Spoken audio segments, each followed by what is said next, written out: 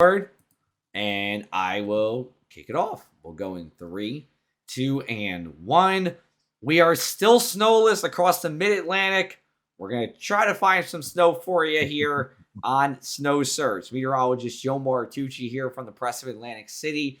Meteorologist Sean Sublette from the Richmond Times Dispatch. Sean, usually at the end of the broadcast, we talk about the one thing we can't stop searching for. I'm going to start off the top and say I'm looking for my voice because I got a little sick over the weekend, and it's still carrying over a little bit. So don't mind the little cracks and little breaks in the voice in this video.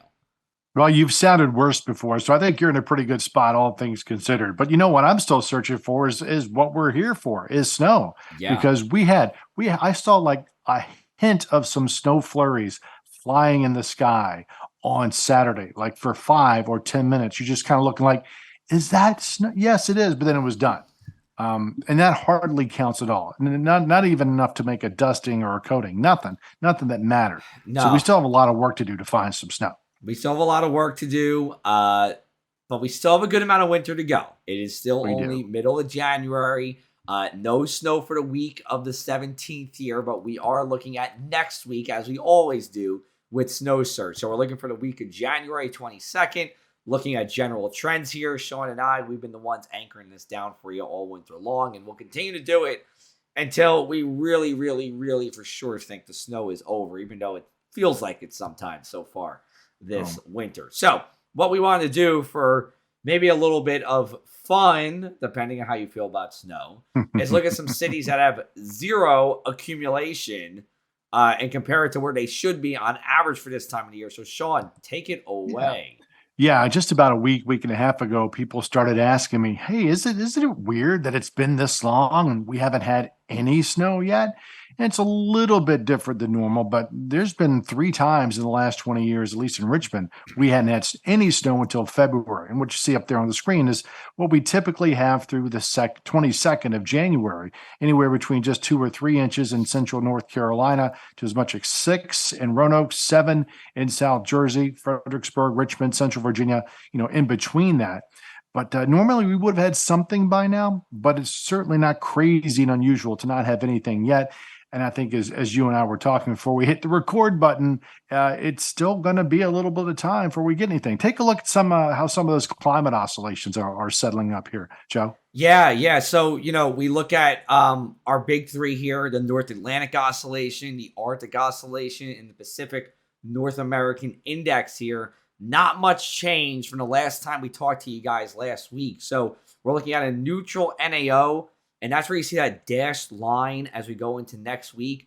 Kind of equal chances for East Coast cold and snow here. We look at the Arctic Oscillation staying negative, but then trending towards the positive direction towards the end of next week. Now, for those who really know weather and you pay attention to these indexes, you know that if you see a swap from the negative to positive, that's sometimes where we get those biggest storms here. Sean's already smiling because he knows what I'm talking about. Yeah, so, man. Yes, a hint of good news maybe at the end of next week for the snow lovers out there. But the Pacific North American Index, which essentially is telling us, hey, are we going to see a trough of lower pressure in the East Coast or a ridge of warmer, higher pressure on the East Coast in the eastern U.S., looking to be about equal chances here. And you see it trending towards negative.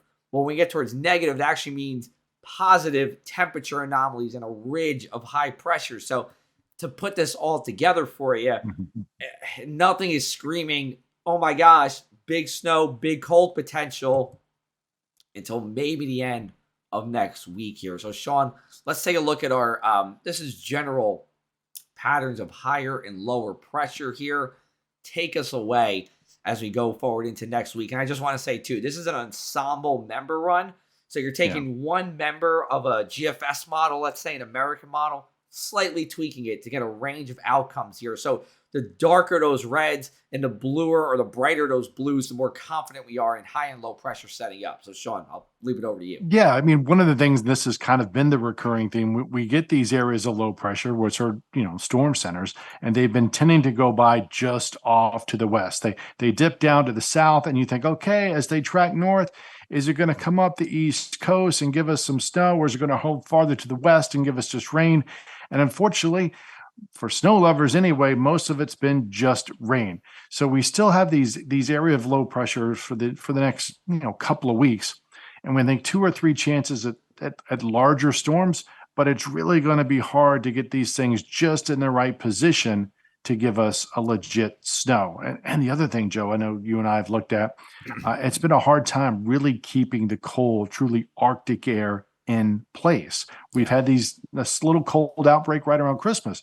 But since then, mild, if not warm, really has been the idea, hasn't it? Yeah, it has. And the low pressures that we just showed you for next week, generally staying to our north and to our west. That usually means warmer air for us. Low pressure spins counterclockwise. That typically means some kind of southerly wind for us. South winds are not our friend when it comes to looking for snow and cold. So I'll leave you with our next week temperature outlook here as well. And, Sean, we're putting in these equal chances. That's what gray means. So, it could just as well be above average as opposed to below average here. This is our coldest time of the year. So, we don't necessarily need it to be well below average, but you still want it a little below average for some snow. Doesn't look like we're going to get that as we go into next week here. And then also, too, we'll just leave you with one map here. January 22nd to the 23rd. I think all of us were talking about snow across the area, but we are talking about low risk for accumulating plowable snow, let's say, in central Pennsylvania into parts of New Jersey, but it's really New England that would see any appreciable snow from this. Yeah, it's really going to be a tough nut to crack, as they say. So, as we get into February, there's going to be, I think, some better chances. But as we look through the rest of this month, 3 more substantial storms ahead, really, for the Mid-Atlantic, but none really definite snowmakers. Certainly a little nudge here or there in some of the guidance in the next 6, 7, 8 days could change some things. But the pattern just is not favorable for snow. We do see it turning a little colder right at the end of the month and into February. So there's still a lot of winter left. As you alluded to, we're really at the bottom part of the calendar with regard to temperatures. This is climatologically the coldest part of the year, but it doesn't mean winter is over by any stretch of the imagination. So patience. Hopefully for snow lovers, there's still something ahead of us. Yeah, and I think at this point, a lot of us will be okay with one and done. We'll just take one snowstorm and we'll be okay with winter. But like you said, Sean, that's what's going on. As we said at the top, we already searched for the one thing we are looking for. My voice, I think, mostly held up here. I did put the mic on mute when I coughed about a minute ago, Sean. So I wanted to save you guys from my, my illness here. But hopefully next week.